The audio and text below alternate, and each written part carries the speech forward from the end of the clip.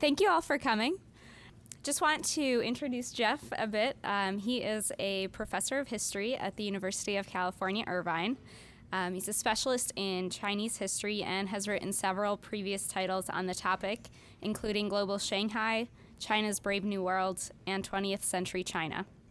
His latest title, China in the 21st Century, has been described as a guide through the thickets of China's history and the turbo-driven landscape of its current affairs. Please join me in welcoming Jeff Wasserstrom to Google.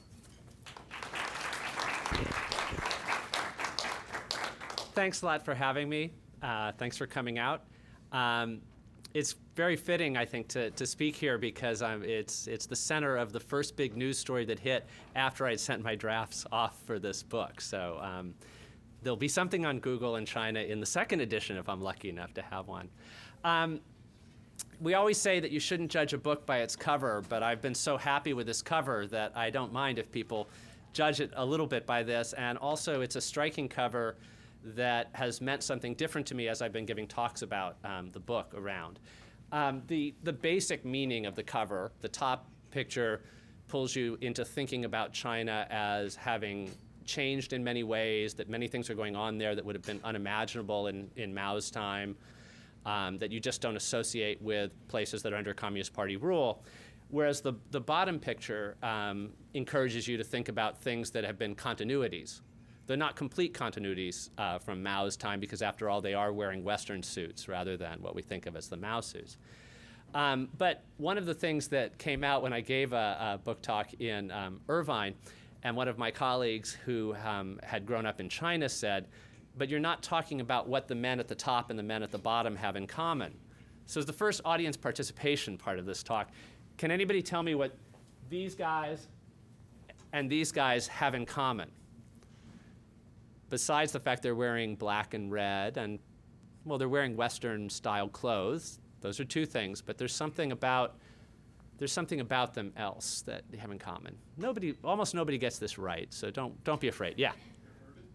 They're urban. That's a good point. Yeah, that in one of the, and that I think is something that for a long time the covers of books about China would show you the countryside. So that's a good thing. It reflects the fact that one of the big stories about China is how rapidly it's urbanizing.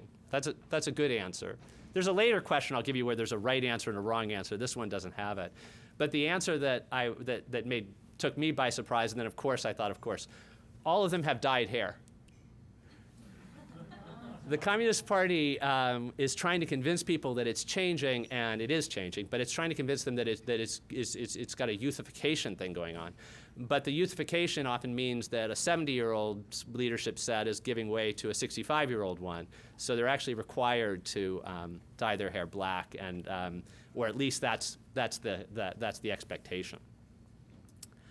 The book has questions and answers, a lot of commonly asked questions that are then answered in various ways, often trying to sort of flip expectations or tell you surprising things. In a talk about the book, I can't tell you everything you need to know, but so I pick out 5 things that everyone needs to know, a couple of which I thought would be particularly relevant for this setting, some of which I've been talking about in many places. The first thing, and some of these are self-explanatory, some of them will need some explanation as I go along. China is incredibly diverse. That's number one. When you think about China, think about Brave New World as much as you think about 1984, even though 1984 is talked about more often in China, and China is more often described as Orwellian than Huxleyan, but I think there's as much, at least, to be said for Brave New World vision. This I probably don't need to really explain the importance of at this particular setting, but the role of the internet in China is complicated. The fourth, modernization is not the issue it was. The U.S. and the PR, and the fifth, the U.S. and the PRC are alike in some ways. And that's important, I think, because there's a tendency in the U.S. and in China to treat our two countries as opposites, as totally unlike. So I'm not saying they're exactly the same, but I'm saying they're more alike than either side often realizes. So that's the last time I'm going to read text, maybe one of the last times I'll read text that's on a PowerPoint. So the first thing is China's very incredibly diverse. And I think often the media, and by that I don't mean what all journalists write from China. There's some wonderful journalists working in China. But if you just have a sort of passing interest in China and you're just getting the news about it through sound bites, you could easily come away with an idea that China is an essentially homogeneous place or largely homogeneous place. What I try to say in the book is that while it may be more homogeneous in some specific ways than other places, for example, unlike the United States, there aren't a lot of people who trace their descent back to totally different parts of the world. Unlike Indonesia, there isn't quite the linguistic variety there. It may not have as much religious variety as India. It may be less heterogeneous in some ways than those places, but that's a far cry from saying it's largely homogeneous. It's in fact a very diverse place. And even some of the things that are thought of as representing the largely homogeneousness of it, when you push on it, start to collapse. For example, it's commonly said that 90% of Chinese belong to one ethnic group, the Han Chinese, and that there are 50 some odd other ethnic minorities, but they only comprise 10% of the population. But if you push harder on that and you look at that 90% Han figure, you actually find that there are differences among the Han that in another setting we would describe as ethnic differences. The way in which urban Chinese often talk about people from the countryside, who like them are Han, it involves all the stereotyping and notions of being of a lesser quality, is a term that's sometimes used, that we would associate with ethnic or racial prejudice. There's also a group called the Hakka, which literally means guest people, which are Han Chinese who moved from northern China to southern China quite a long time ago and are scattered out. They speak a totally different dialect than the people living right near them. In the 19th century, when a lot of Han Chinese women bound their feet, or at least in some settings a lot did, the Hakka women never bound their feet. So they had this kind of cultural difference that in another setting might be thought of as ethnic. There were feuds sometimes, violence between Hakka and non-Hakka living near each other. In another setting, that would be thought of as interethnic violence. So that's just the kind of diversity within there. There's also religious diversity based on region and locale. Local identities become very important in China. Gender, how people are experienced changes in China. It's very different when people ask me, how do the Chinese feel about X? These are the kinds of things I break down. You know, do you mean male Chinese or female? Do you mean living near the seacoast where the cities have been booming, or in more hinterland areas where the cities are hoping to boom soon? Do you mean what are you talking about? But often what I come back down to most, and this is one section that I'll read a short passage about, is age differences that I think I really want to know. How old are these Chinese that you want me to say what's their attitude toward America or something like that? And these are just some images that go along a bit with this talk. So one of the questions that I ask in the book and then answer is how important are age divides in China? Generation gaps are present in every part of the world, but the speed with which China has changed in the past several decades makes the one in the PRC a chasm of unusual size. Here are some basic facts worth noting. In 2007, more than 40% of the citizens of the PRC were under 30 years old. More than 20% were 15 or younger, meaning that for close to half of the people alive in China today, Mao has always been dead. And for roughly a quarter of them, the Berlin Wall has always been rubble. Switching from political to social issues, more than half of all Chinese were never alive in a China that did not have a large divide separating those who have benefited most from the reforms and those who have been left behind by them, while those between 30 and 65 have a memory of more egalitarian times that have disappeared. And those older than that may see the current disparities between haves and have-nots as a return to a socially divided, economically divided landscape that they knew in their youth that then had disappeared and has now come back. In cultural terms, most middle-aged urban parents are people who, until they were in their 30s, never made a private phone call or rode in a car. For the main phones were still shared neighborhood ones, and the main urban vehicles still bicycles and buses, as recently as the mid-1980s, which was the first time that I lived in China. And yet, these people have children who have always had mobile phones and think nothing of hailing cabs, at least if they're living in cities. This generation gap influences an enormous number of things, from attitudes toward the pace of modern life, this can seem unsettling to some and bracing to others, to views of China's place in the world. And it affects phenomena that are presented often in the soundbite-driven commentary, and even in Chinese media as well, as transcending generations. Consider, for example, the supposedly timeless Chinese attachment to quote-unquote Confucian values, such as social harmony. The oldest residents of the PRC can remember a time when China was governed by a non-communist regime, that of Chiang Kai-shek, that venerated Confucius and made much of the need to follow his moral dictates. For Chinese born between the mid to late 1940s and the early 1960s, by contrast, the current celebration of Confucius and his ideas may seem a bit odd, since they may remember mass campaigns to criticize all vestiges of Confucian thought. But for Chinese born recently who are unfamiliar with this history, it is often ignored or glossed over in school books, and their parents sometimes prefer not to talk about it. There's nothing remarkable at all about President Hu Jintao's claim that communism and Confucianism are compatible rather than opposite ideas. So these are some images that would seem ordinary to some Chinese of a certain age and extraordinary for others, things people they thought they would never see, things that they've simply always seen. These are fashion magazines and modern lifestyle magazines that in Mao's day would be considered a kind of banned literature because it promoted bourgeois materialist values. But now Chinese who are in their 20s have just grown up always seeing style in fashion magazines and don't think of it as something that at any point would be viewed as dangerous, and so forth. All right, this is the Orwell versus Huxley side of things that I treated in my last book, my book before last, China's Brave New World and Other Tales for Global Times. But I revisit in this one in part because I got something wrong, or I didn't go far enough in one part of it, and so I get to correct this with a new book. The basic idea is that if you think about these two books that are often taught together or talked about together as providing two different dystopian views of the future, is there two different views of authoritarian rule. Huxley's, in Orwell's view, which has become the most famous or most talked about in the United States, certainly the one talked about most to China, in regard to China, it's a big brother state where the government is watching you, where people are kept in line through fear, and where the government forces you to believe whatever it says. So they force you to believe that 2 + 2 = 5. It's a hard form of authoritarianism that governs by fear. In Huxley's Brave New World, which was written earlier, and actually Huxley was a teacher of Orwell's at Eden, which is an interesting little side fact. In Huxley's Brave New World, people are kept in line in a different way by the government playing to their pleasures and their desires. So in Huxley's vision of the future, people are kept docile through soma, this bliss-inducing drug that's readily available, through the feelies, which are these sort of high-level, immersive, pornographic forms of entertainment.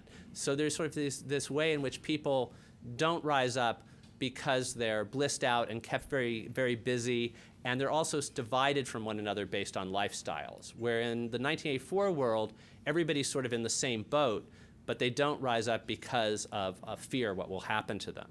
So I think these are useful to think about these two visions of the future. And Orwell and Huxley, when they were alive, argued about which of them they thought were the better prediction.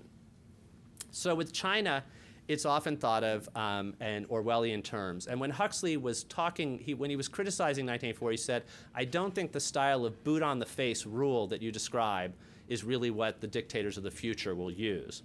So in China, there clearly are moments and places in which the boot on the face is exactly the way that control is exercised. But I think a lot of control, or a lot of what keeps people from taking to the streets, and it's not just in China, but throughout the 21st century, a lot of what's going on is much more what Huxley was describing. A sort of society of the spectacle and of hedonism in which people are too busy in various ways to take political action and are kind of dulled or satisfied, or so manipulation of pleasure rather than fear can often keep people. One of the things to think about with Huxley versus Orwell is Orwell encouraged you to think about who's watching you.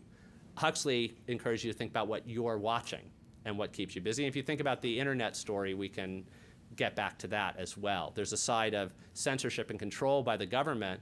There's also the side of the internet in China, as the internet in many other places. If you go to an internet cafe in China, you don't find a lot of young people trying to get around the Great Firewall and read off-limit sites. There may be some. You find a lot of people playing first-person shooter games, which could arguably be one of the forms of Soma of the present day.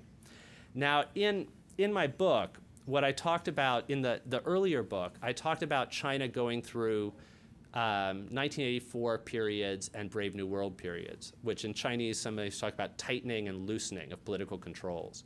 So I said 1989, when there was a massacre that put an end to protests in Beijing and scores of other cities, and then the government came out and said there was no massacre. There was just there were just rioters that were quelled by very restrained kinds of troops, and you better believe this.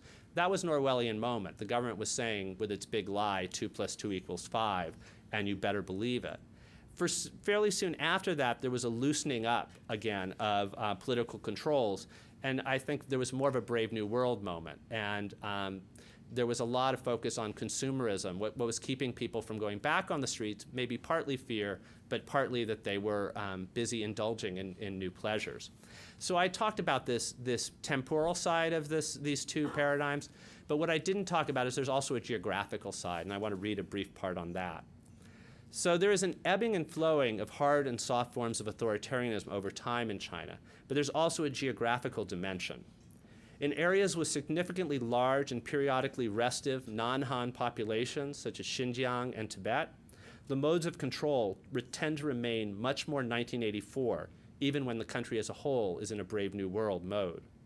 Conversely, in booming East Coast cities, such as Shanghai, with their cultures of distraction, epitomized by public spaces dominated by massive video screens and their glittering department stores, Huxley tends to be a better guide. And it's no surprise that these pictures were taken by me in Shanghai. And so far, while Brave New World and 1984 both have some relevance even in a place like Shanghai, though it's more Brave New World, in the former colonies of Hong Kong and Macau, they have never, since becoming part of the PRC in 1997, been subjected fully to 1984-like suppression. And that's another thing, is that to think about the degree of regional variation. And of course, that's something I don't need to say here, because with the internet, what goes on in Hong Kong is totally different from what goes on in the mainland. With publishing, it's very different. There'll be no problem at all for this book to be sold in the bookstores in Hong Kong, where lots of things that are banned in the rest of the mainland are sold. There'll be different issues if it gets through into the mainland. The internet being complicated, this is something I'd like to get any kind of questions from you, but one of the complications, what I would say, is one of the things that's always important to remind ourselves of is that we think about in many parts of the world there's a digital divide. That's a common term for either people who go online or people who don't go online. With China, it's crucial to think of multiple digital divides that separate out people geographically. Are you going online in Hong Kong or the mainland? But beyond that, are you going online and using VPN servers that allow you to surf the web by fooling your computer into thinking it's going on from someplace else? In which case, the fact that what's happened with Google is much, much less relevant than if you aren't using a VPN server. If you used a VPN server, you could still be going on Google and searching through the American version or whatever. There's a divide between people who go online, people who don't go online, people who go online and don't go around the firewalls, people who go online and are somewhat creative going around and trying to get to sites that are off limits, people who simply go on always through a VPN that is allowing them to use the net, much more like the way people in the United States are using the net than the people down the street might be using the net who don't have the technological savvy or the interest to do that. Another thing is the term that's taken off for talking about control of the Chinese internet is the Great Firewall, which I think is a very clever term. It invokes a famous symbol of China. It encouraged us to think. It's led to some very clever new language by Chinese bloggers who talk about climbing the Great Firewall, talked about, once upon a time, Reagan said Gorbachev, tear down that wall, and now that there should be, Americans say, tear down that Great Firewall. So there's a lot of wordplay and interesting things with it. But I think it encouraged us to view China too exotically. if we don't interrogate it. And a term I like is what Jeremy Goldkorn, who's one of the most astute analysts of the Chinese internet and runs a great website in Beijing called danwei.org, he refers to the net nanny. He refers to the Chinese state as not so much, don't think of it as trying to wall off access of information. Think of it as trying to steer users of the Chinese internet toward the healthy sites and away from the unhealthy ones, much like a nanny would. And think about China as doing things that aren't uniquely Chinese, but have a lot in common with the internet in other settings where certain things that are deemed dangerous or not fit for children or others might be kept off limits. Like, I mean, there are limits on pornography in many places. There are limits on certain kinds of speech in certain smaller areas. And there are places where there's limits on a lot that goes on in the internet. Places like Iran, obviously, but also places like Saudi Arabia and Singapore, where we can think about the net nanny being a useful way to proceed.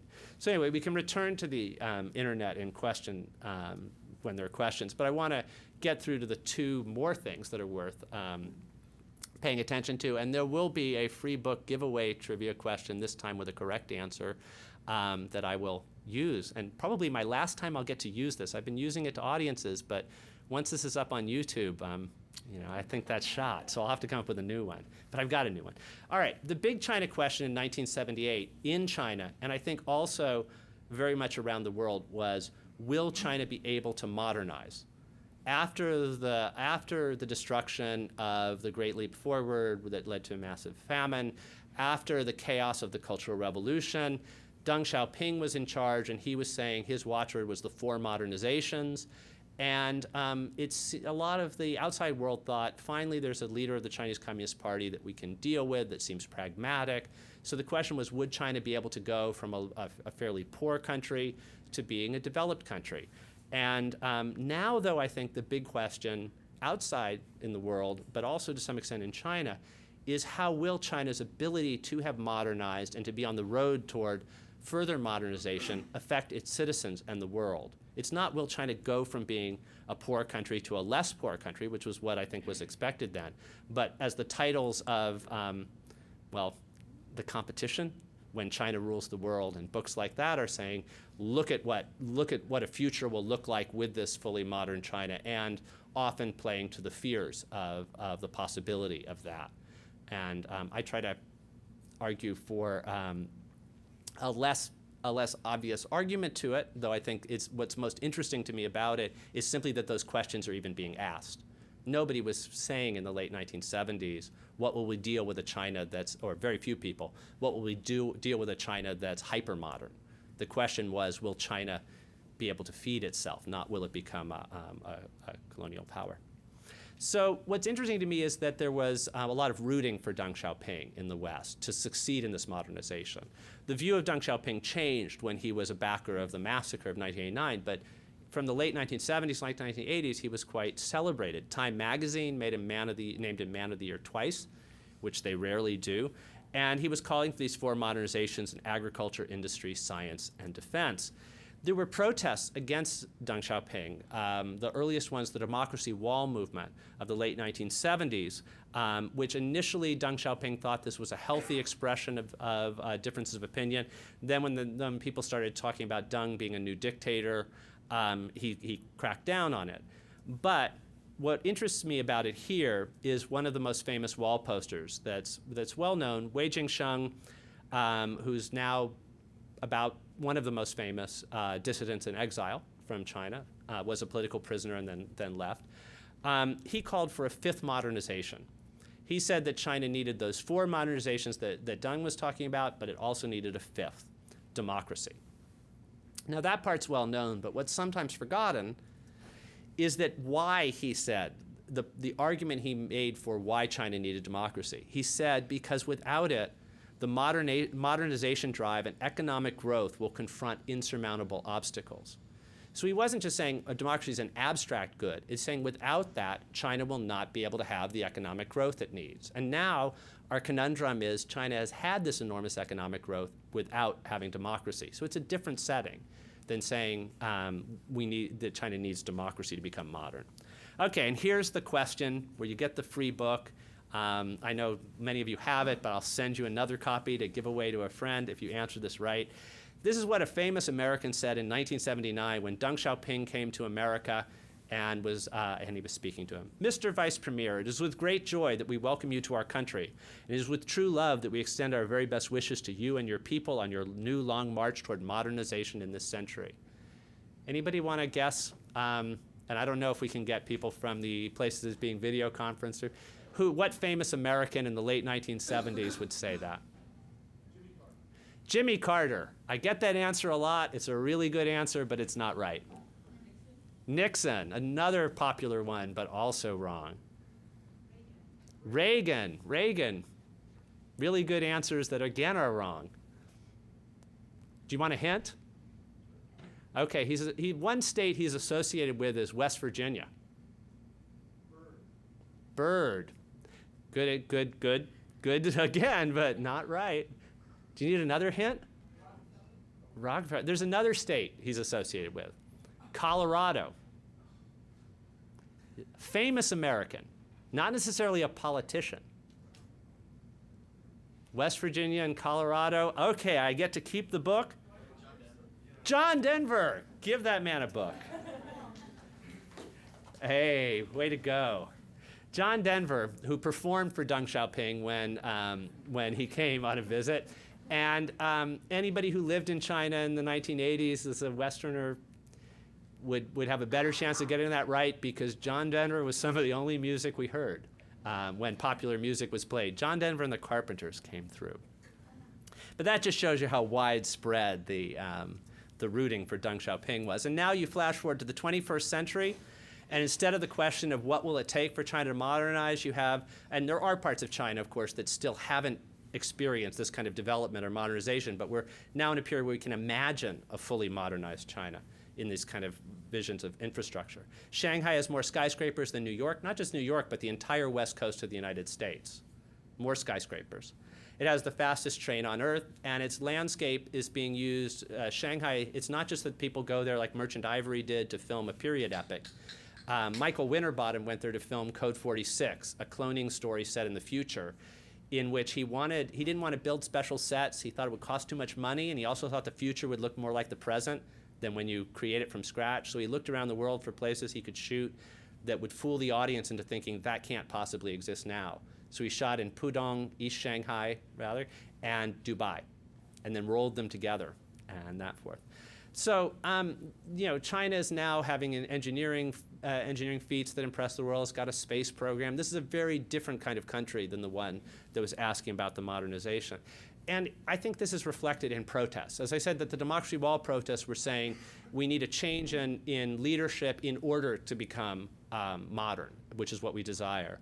Now, a lot of times the protests have some edge to them of the way modernity is coming to us is affecting our lives in negative as well as positive ways, or we should have a say in how we are brought into the modern world. So even things that people desire, they want some control over, and this is something we know from the United States and other places. Some of the most, 2008 was a year that really changed the vision of China from being thought of as a backward to being thought of as a modern country, with the technological displays and the stadiums in Beijing wowing the world. The first protests of that year took place in Shanghai, or one of the first protests, and it was against the extension of the magnetic levitation train line, this super fast train through a neighborhood in Shanghai that the local residents said, who are largely the people who admired or liked the fact that Shanghai had become this modern city again, said we don't want it running through our neighborhood. It's going to bring down our housing prices. We're worrying about noise pollution. We're worried there might be radiation effects that would harm our children. It was described as one of the first not in my backyard or NIMBY protests in China. So the people who were protesting were largely middle-class people or new middle class. They organized via cell phone and instant messaging. These were not people who were against China modernizing, but they wanted more control of how exactly it was modernized. They thought, with this kind of thing, we should have some say. There should be some kind of way that the government listens to us more. And they actually succeeded, at least for a time, in stopping that extension of the train line. The year before, there'd been similar kinds of protests in the city of Xiamen, complaining about a chemical plant being brought nearby. And the bigger protests of 2008 were in Tibet. There were big protests, and these were often interpreted in the US media as being all about religious freedom. And to some extent, of course, that's part of it, but they were also about economic grievances, and they were also about a complaint about having a particular version of modernization shoved down people's throat, which people around the world never like to have happen. So in Beijing, what's said about Tibet is often that Tibetans should be grateful because because we've brought them modern schools and modern railways, and we're linking them to the world. What some Tibetans say is it's not that we're against those things, but we only want those things in a process that's benefiting us as well as other groups that are living locally, and we should have some say in how exactly these things are playing out. We want a more responsive government. So the protests in Shanghai, the protests in Tibet were radically different. They were very different stories, but there was a connecting thread, I think, in this kind of concern with the impact on lives of a form of development that didn't have input from the people being most affected. And so these are shots of the anti-maglev protests. Most of the photographs I took, these were pulled from the web, from sites. The final point, and I'll be moving to wrapping up, is China and the US have things in common.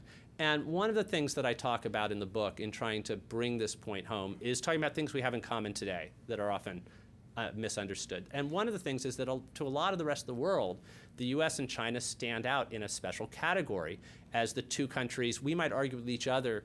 We might say China is the biggest producer of greenhouse gases. They should do something about that. And China may respond, oh yeah, well, you're still the biggest per capita user of greenhouse gases. You should do something about it first. But to a lot of the rest of the world, we're the two countries that are going to have to figure out some way to rein in our environmental to do something about the environment together, along with some other big countries. So first of all, with a lot of issues, what we have in common seems more striking than what sets us apart today. I first started thinking about this when I went to Sweden to give a talk about 10 years ago on US-China human rights issues. And I had a whole talk prepared about the contrast between our particular focus on some rights in the UN's Universal Human Rights Package, like religious freedom, looms very large for us. In China at that time, social and economic rights loomed very large, and I was going to talk about how these fit into our histories and traditions.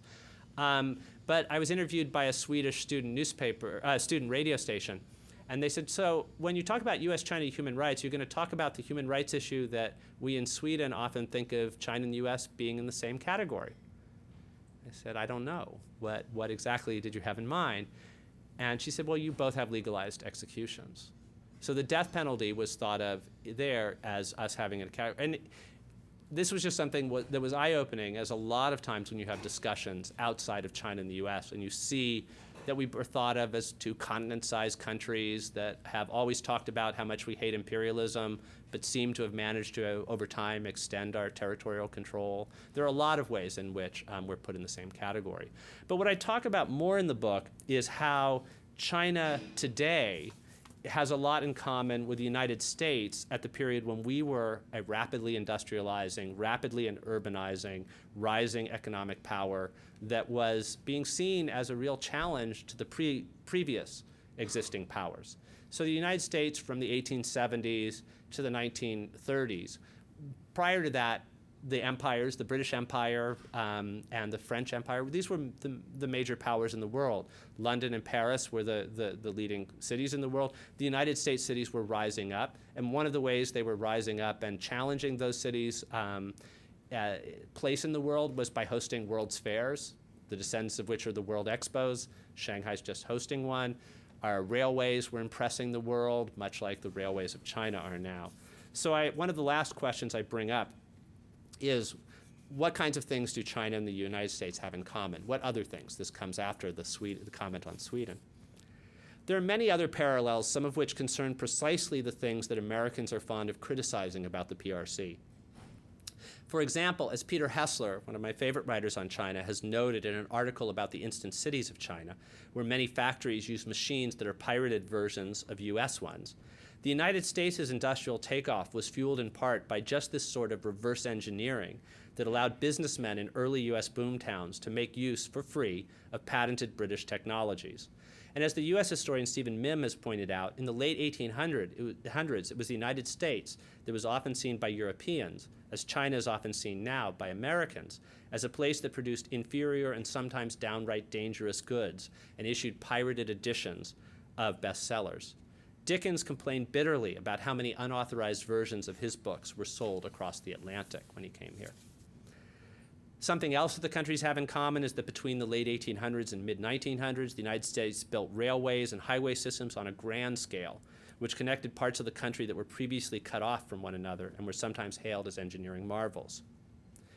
That was also the era when the United States hosted its first World's Fairs and its first Olympics.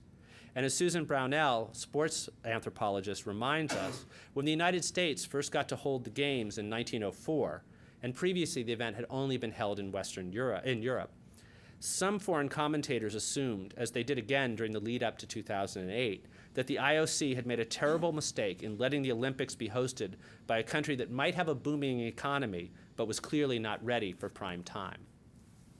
And I have a few slides of the coming of the expo and the excitement, the generation and the destruction and construction on a massive scale that's going on for it.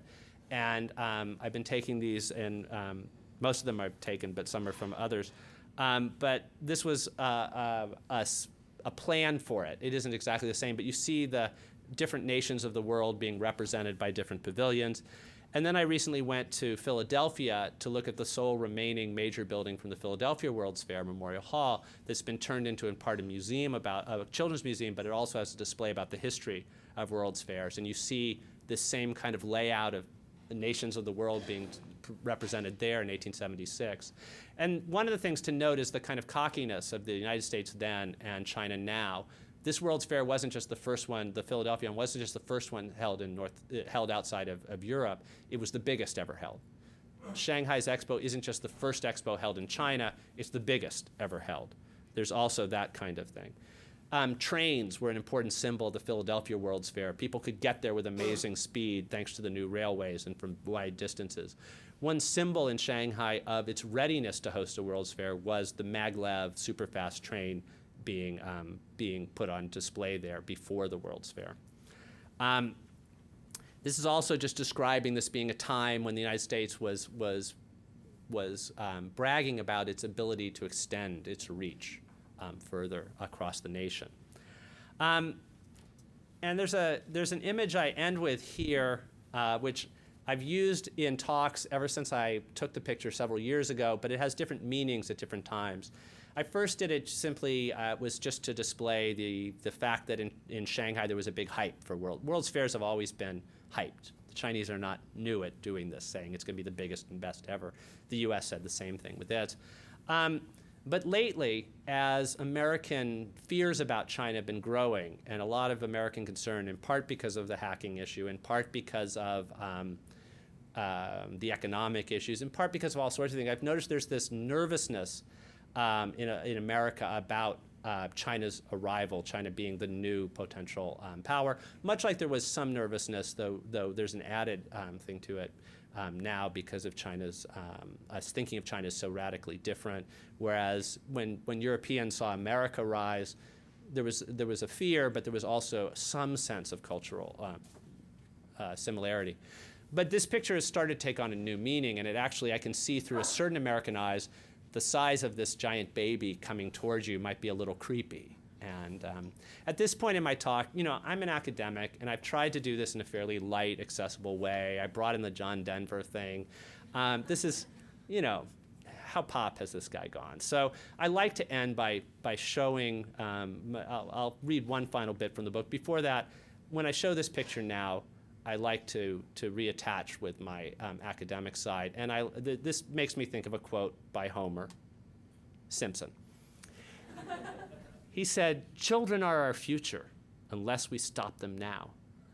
And I think the American attitude toward China has gone from saying, there's like sort of, if only they could learn from us and they could become more like us and they could grow to be kind of this adult nation among nations, that would be great. To now worrying about what's going to happen to us once once they are this full-fledged power. But I need to end with the last question in the book, because I think it's important, especially after I talk about similarities. Is talking about similarities between China and the US, is this an argument for Americans to refrain from all criticism of China? And I say no. I want to emphasize this. An increased awareness of similarities, such as those just noted, need not prevent or even discourage Americans from criticizing things that occur in China. And when I get a chance to be interviewed on radio, I'll try to, whatever the topic is, to slip in something about something that concerns me in China, like the sentencing of Liu Xiaobo for an internet petition to 11 years in prison, which I think is something we should criticize. But while acknowledging similarities shouldn't stop us from criticizing things that occur in China or necessarily stop Chinese from criticizing things in America, it could change how we go about doing this.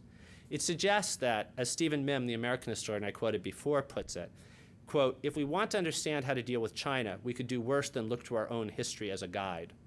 And he says when Americans take the PRC to task for certain things, quote, a bit of empathy might even be in order. If the residents of each superpower thought as much about what they have in common as what makes them different, it could even help increase the odds that, whichever way criticisms fly across the Pacific, they will be delivered in a less arrogant and patronizing fashion than has sometimes been the case in the past. Another thing that could help ease US-China misunderstandings would simply be for people in each country to know more about the people living in the other. I hope that US readers who have made it to the end of this book feel that they now know a few more basic things about the people of the PRC than they did when they read its first pages. And I look forward to the day when I can point my Chinese friends toward a comparable work that tries to tell them, in a similar spirit of seeking to normalize the experiences of a large and exotic-seeming anti-imperialist empire that stands by the Pacific, everything they need to know about the United States. Thanks for your attention.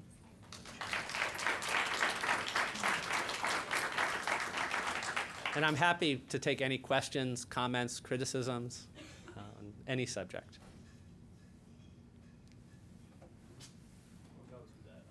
Okay. Thanks very much. That was a great introduction. Thanks. I can't help thinking sort of what is going to happen to things like Hong Kong, which is, as you said, so different. What is going to happen to Taiwan? And then if you have some more thoughts, what's going to happen to the Chinese countryside, which is, they're all so different from the part of China that you've been focusing on. Yeah, that's a great question. And in a way, I think, they're interrelated in differing ways. Certainly during the lead up to the handover of Hong Kong in 1997, there were a lot of predictions, including one that I made, that expected much quicker, tighter controls to come in, sort of media, for example. I try not to make specific predictions about the future, even though I'm writing about the present.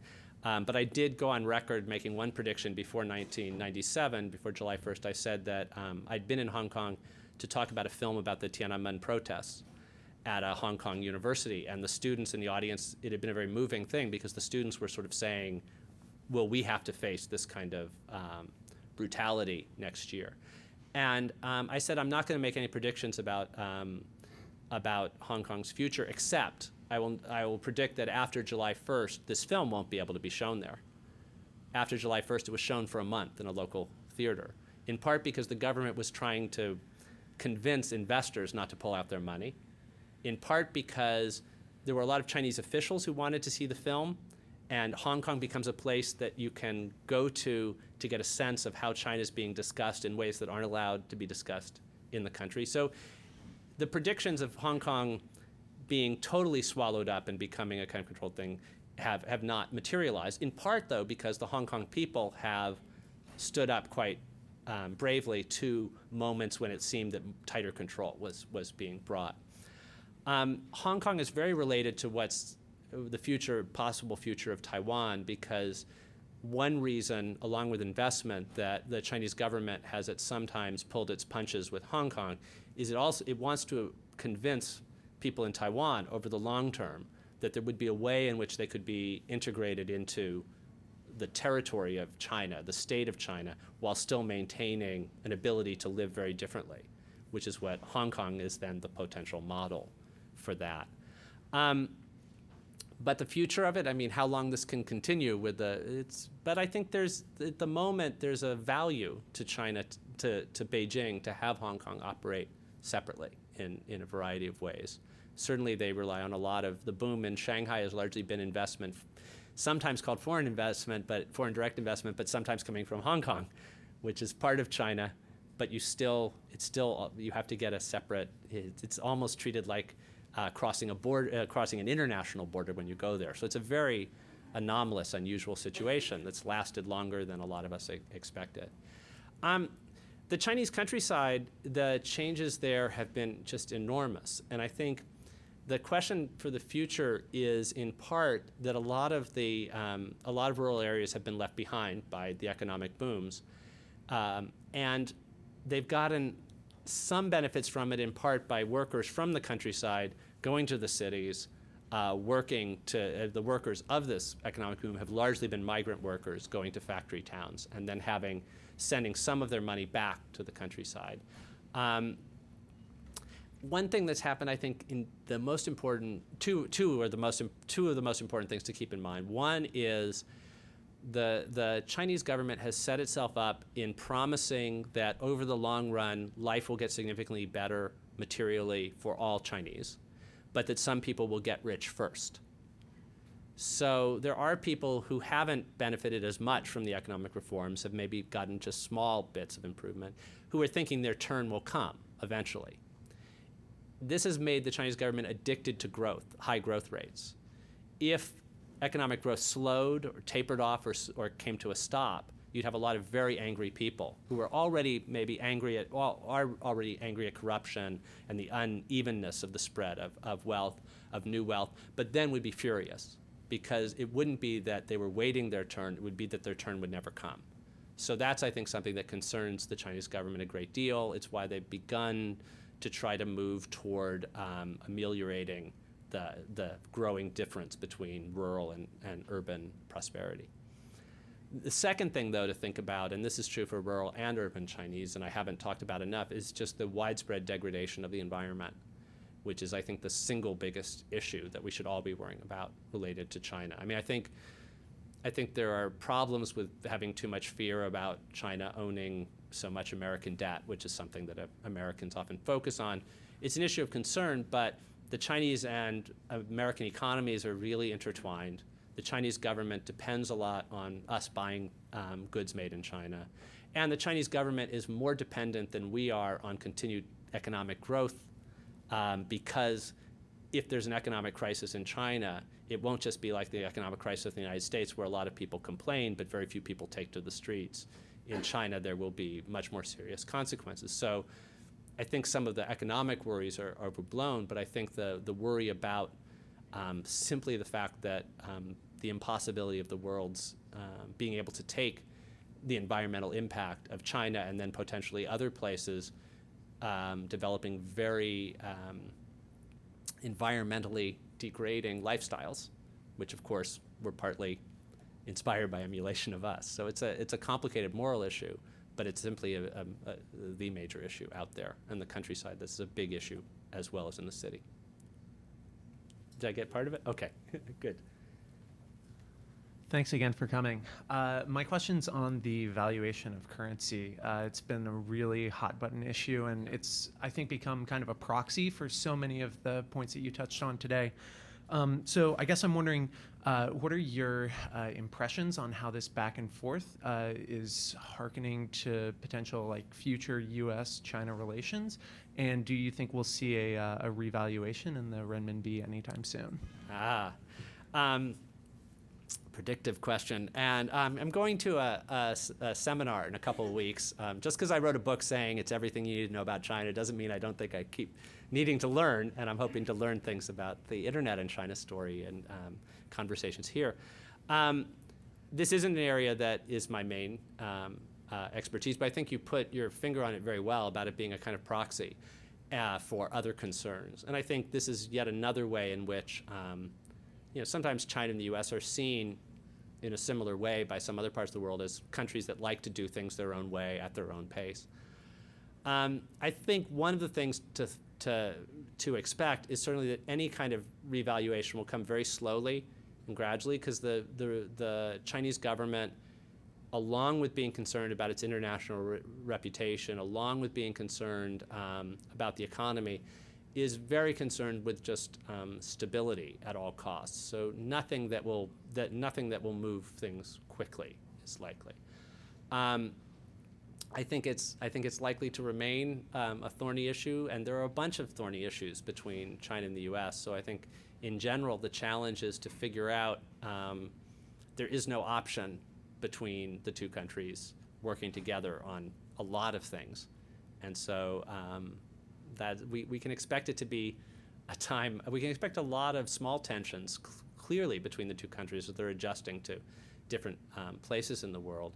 And this is going to be one of the things that I think is going to keep being a source of tension, in part because of our desire for quick solutions, and the Chinese government likely to want to go very slow at all costs. Thanks for that question. When we talk about Hong Kong, we're usually asking what the people of Hong Kong think. I'm wondering what the perception is from the mainland urban Chinese about Hong Kong. Do they understand the special deal that Hong Kong citizens have? And also particularly in the context of Google search having moved to be served from Hong Kong, what is the perception of that for people in Beijing and Shanghai? Do they look at it as no longer Chinese? No, that's a very good question. And there are a couple parts to the answer. One is that I think if you moved to Google Shanghai, you'd have a certain number of Chinese saying there's a long tradition saying Shanghai isn't really China. And I think it's been harder to get a complete backing for the expo, because while in some cases it's seen as Shanghai isn't seen not always as representing the country. There's a lot of anti-Shanghainese sentiment, which I'm quite comfortable with, having grown up in LA and knowing how the rest of the country views California. Oh, okay, so there you have it. So that's one part of the question. Another part, I would say, is when I lived in Shanghai in the mid-1980s, and I told some of my friends that I was going to be going to Hong Kong for some R&R and a break from Shanghai. They were like, "Oh, when you come back, you've got to tell us what that, is it really as different and special as we always, as we hear about, and what are the stores like, what are the roads like?" And it was dramatic then to go from Shanghai to Hong Kong. It was utter culture shock, much more than going from Shanghai to another part of China. But now, if I'm going to Shanghai and I tell people I'm going to Hong Kong in a day or two, it's there's a shrug, like, so what? We can do everything we want to do. And people go from Hong Kong to Shanghai to have fun, which was unthinkable in the mid '80s. Which I can't convey to you how boring it was to live in Shanghai in those days. It's fascinating. But in terms of entertainment, in terms of options of things to do, just didn't hold a candle to Hong Kong, and now it does. So that's another thing. The view of Hong Kong, while it's viewed as different, now I would say it also is that there, people outside of, it'd be a really good question to ask people to kind of categorize, because I think in some ways, people in, say, a Rust Belt city of the Northeast that is a declining one, that might think of Shanghai and Hong Kong and Shenzhen, and to some extent even Beijing, as having a radically different kind of life than what they have. So I think in terms of so there are a lot of things with that. So it plays into kind of a notion of elitism, or the places that have prospered versus those that haven't, as well as the differentiation of setting. But I think there's there's also a lot of curiosity. There's not a lot of absolute understanding of, again, it would be people who've moved between those places, people who've spent time in Hong Kong, may realize, they may see a kind of fit. Well, sure, because in Hong Kong, they know that the bookstores are totally different, so they'd understand why something else related to media would be different. They know that the newspapers are very different there. To others, so I think there'd be a lot of range and a variation on that. But I do think it's important to realize how foreign, to some extent, some of the cities within the mainland are, even if when we focus on control of information, there's a world of difference between a Shanghai bookstore and a Hong Kong bookstore, that people who are focusing on other things may be putting these much richer and more developed and more linked to the West places in one category. Thanks.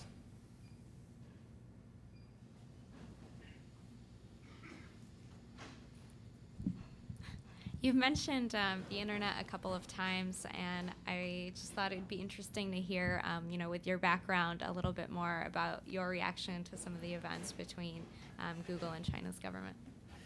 Yeah. Well, I'd love to learn more about that, because it's a story I've certainly been following very closely. But I think it's been, and I can tell you who I read that I think is particularly good on following this. I read Rebecca McKinnon, who blogs about the internet in China and is working on a book about the internet, and that I think will be really important. There's a guy named Yang Guobin who wrote a book called The Power of the Internet in China, who has a more upbeat, in some ways, view of the possibility of the internet for civil society and new things going on. I guess one of my takes is that, to me at least, the Google and China story is probably more significant as a business story than an information story. Because in part, for a variety of reasons, some of which I've mentioned, the fact that for some people some people were never using Google in the first place to cruise the net, were not interested, thought Baidu did everything they needed, why bother, and maybe even had some preference for an indigenous-based company anyway. Some were going through VPNs, and now if they were using Google, will still be using Google and so forth. But I think it's a tremendously significant business story in that, and I think that's a reason to watch it, because it is an effort to alter the playing field in the kinds of negotiations that go on between China and foreign countries. And as somebody, Zachary Karabell, who wrote a book, Superfusion, he was on a panel with me, and he said, you have to take into account what a company can do if it's not making giant profits or not centrally concerned for its profits there. So his line was, to borrow it with attribution, was Google can stay or leave with China. Dell Computers, it's not an option. So I think that is important to keep in mind, that they're both moral decisions. The other thing that's been striking to me is how quickly the story that I think a lot of Americans who just have a casual following of China might think that the decision is all about censorship, whereas the spur was largely about security and hacking. So I think that would be the crucial thing, I think, to bring back into the picture, to disentangle those two things, which are, I think, quite different.